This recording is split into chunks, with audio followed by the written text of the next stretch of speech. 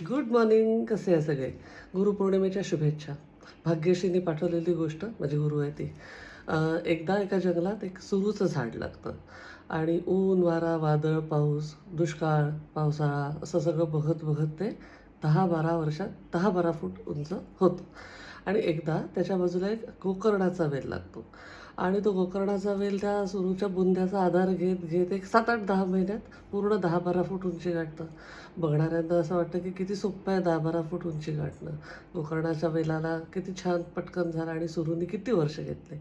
पण त्या सुरूच्या झाडाच्या बुंध्याचा आधार नसता तो गोकर्णाचा वेल खालीच कुठेतरी लोळण घेत पडलेला असता आणि एवढा वाढूच शकला नसता. आपल्या आयुष्यात गुरुचं स्थान असंच असतं. गुरुनी अपार कष्ट, मेहनत आपल्याला एखादी कला शिकवण्याकरता किंवा त्याने त्याच्या लाईफमध्ये अनेक वर्ष त्यात घातलेले असतात. तेव्हा कुठे तो विषय किंवा ती कला आपल्याला तो गुरु सोप्पा करून शिकवत असतो. आपल्याला वाटतं 7-8-10 महिन्यात तर तितकं येतं. पण ते आपल्याला येण्यासाठी गुरुने त्याच्यामागे किती मेहनत घेतली असते ते महत्त्वाचं आहे.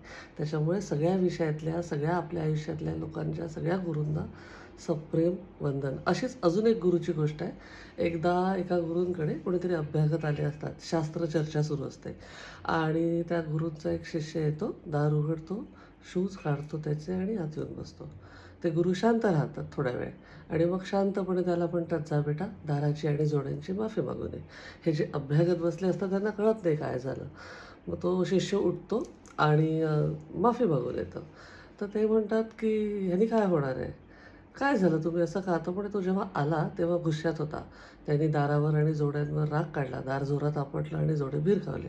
ते म्हणे, हो, पण त्या निर्जीव वस्तूंची माफी मागून काय होणार आहे? ते म्हणे, मी कुठे त्या वस्तू घडवतोय, मी शिष्य घडवतोय. असे गुरु असतात.